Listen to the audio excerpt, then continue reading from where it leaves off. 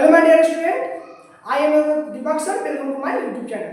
देखिए आज हम लोग पढ़ेंगे मोमेंटम के बारे में, ठीक है। उससे पहले आप लोगों के लिए एक मोटिवेशनल थॉट है, सुनिए। ये आसमां छिन गया तो क्या, ये आसमां छिन गया तो क्या, नया ढूंढ लेंगे हम वो परिंदे नहीं जो उड़ना छोड़ देंगे। तो चलिए पढ़ते हैं मोमेंटम के बारे में। देखिए मोमेंटम जो होता है वह प्रोडक्ट होता है मास एंड वेलोसिटी का, ठीक है। देखिए मोमेंटम की बात करें तो मान लीजिए ये मास एंड वेलोसिटी का जो इम्पैक्ट होता है ना, प्रभाव होता है, उसी को मोमेंटम कहते हैं। कैसे सर ये बताइए, ये कैसे मास एंड वेलोसिटी का इम्पैक्ट होता है, ठीक है।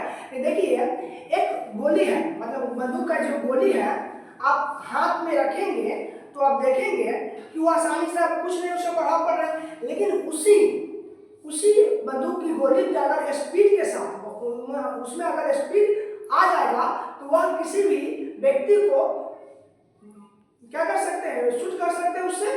तो उसमें वेलोसिटी आने के कारण छोटा सा वस्तु में भी अगर वेलोसिटी बहुत ज्यादा स्पीड से अगर हम उसको फेंकेंगे तो क्या होगा ना, उसका जो मोमेंटम, उसमें जो है मोमेंटम आ जाएगा, और वो मोमेंटम जो है कि तो मतलब वह बहुत ज्यादा जो है कि इम्पैक्ट डालता है। तो क्या होता है, जो product of mass and velocity का जो प्रभाव होता है उसी को हम लोग क्या कहते हैं, मोमेंटम कहते हैं। याद देखिए एग्जांपल लेते हैं, एक ट्रक को अगर 5 मीटर पर सेकंड से भी, अगर एक ट्रक को 5 मीटर पर सेकंड से भी अगर हम उसको 5 मीटर पर सेकंड से एक ट्रक अगर जा रहा है तो आप देखेंगे कि आप उस ट्रक को आप रोक सकते हैं, नहीं रोक सकते। क्योंकि इसलिए नहीं रोक सकते हैं क्योंकि उसका मोमेंटम ज्यादा हो जाता है। क्योंकि मोमेंटम क्या होता है, product of mass and velocity होता है।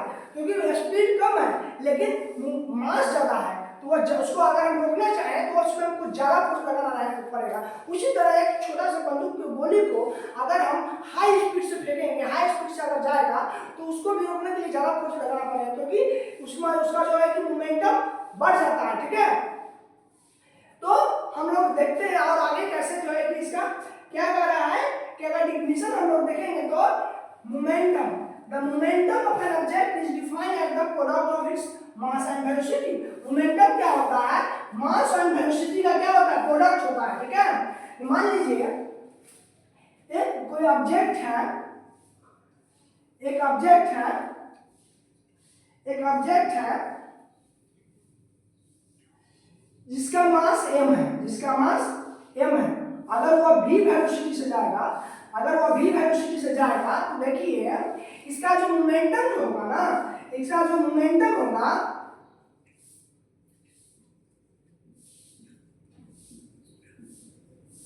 इसका जो मोमेंटम होगा वो क्या होगा, वह होगा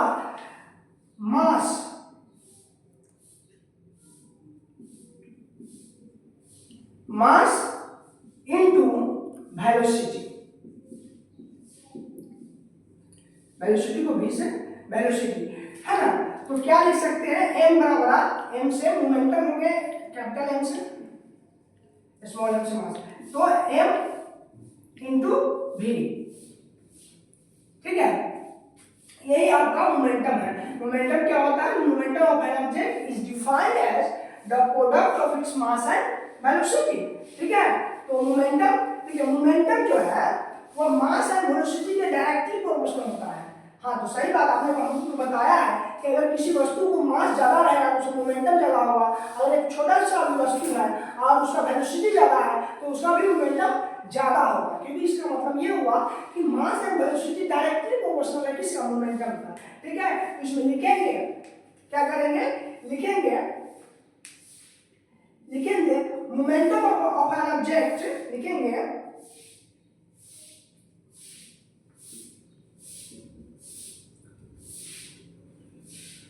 momentum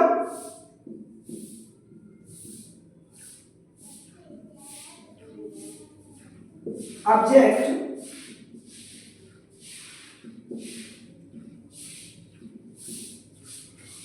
momentum of an object is directly proportional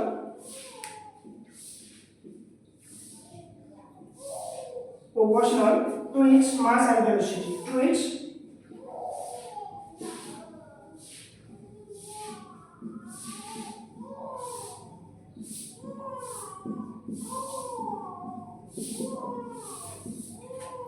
ठीक है, देखिए तो ना, momentum of an object is directly proportional to its mass and velocity. रुक जाइए, momentum of an object is directly proportional to its mass and velocity. देखिए कैसे momentum हम ग्राफ से माध्यम से समझेंगे कि मोमेंटम कैसे जो होता है मास एंड वेलोसिटी का डायरेक्टली प्रोपोर्शनल होता है। ठीक है, तो हम अभी इसको एक मिनट रब करेंगे। देखिए तो डायरेक्टली प्रोपोर्शनल, ठीक है, मोमेंटम जो होता है मास एंड वेलोसिटी को डायरेक्टली प्रोपोर्शनल होता है। देखिए किस तरह से ग्राफ के माध्यम से हम लोग देख रहे हैं यहाँ पर कि मोमेंटम अगर वेलोसिटी कांस्टेंट है, वेलोसिटी कांस्टेंट है तो मास अगर बढ़ते रहेगा, मास अगर बढ़ते रहेगा तो मोमेंटम भी बढ़ेगा, अगर वेलोसिटी कांस्टेंट है फिर भी। ठीक है, इसका मतलब ये हुआ कि P जो है डायरेक्टली प्रोपोर्शनल है किसका, m को, है ना, मास से डायरेक्टली प्रोपोर्शनल है। और इसमें भी देखेंगे अगर वेलोसिटी बढ़ रहा है, मास कांस्टेंट है तो भी मोमेंटम बढ़ेगा, मतलब P directly proportional to V, या P से मोमेंटम, V से वेलोसिटी है। ठीक है, तो मोमेंटम, देखिए मोमेंटम क्या है, वेक्टर क्वांटिटी, तो होगा कि मोमेंटम वेक्टर क्वांटिटी इसलिए होगा क्योंकि यह प्रोडक्ट जो मास एंड वेलोसिटी का है, मास का कोई ये है नहीं, मैग्नीट्यूड होता है, तो वेलोसिटी का एक वेक्टर क्वांटिटी है तो मोमेंटम भी क्या होगा, वेक्टर क्वांटिटी होगा।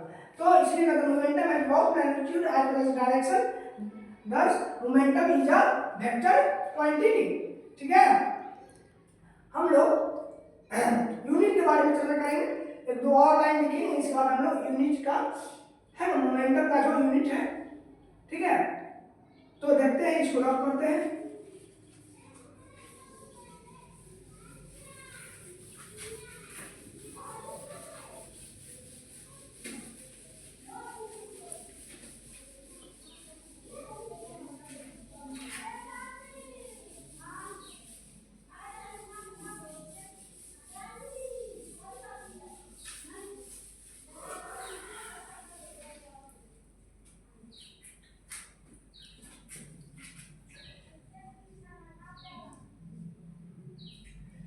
देखिए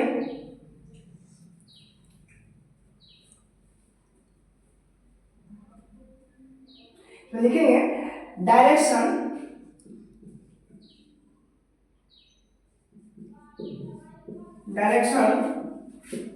of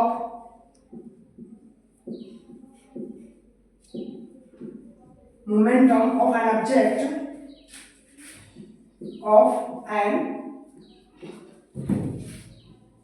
object, direction of momentum of an object is same as the direction of its velocity, as the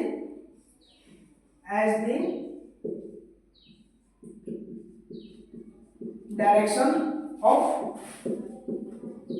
its velocity। कह रहा है मतलब जिधर मोमेंटम का डायरेक्शन जिधर वेलोसिटी का डायरेक्शन होगा उधर ही मोमेंटम का डायरेक्शन होगा, है ना। ऐसा यूनिट ऑफ मोमेंटम, ऐसा यूनिट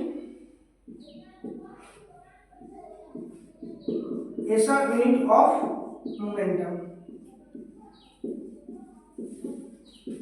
मोमेंटम क्या होगा, तो ये मास एंड वेलोसिटी का प्रोडक्ट है, किसका प्रोडक्ट है, मास एंड वेलोसिटी का। ऐसा यूनिट ऑफ मास, ऐसा यूनिट ऑफ मास इनटू ऐसा यूनिट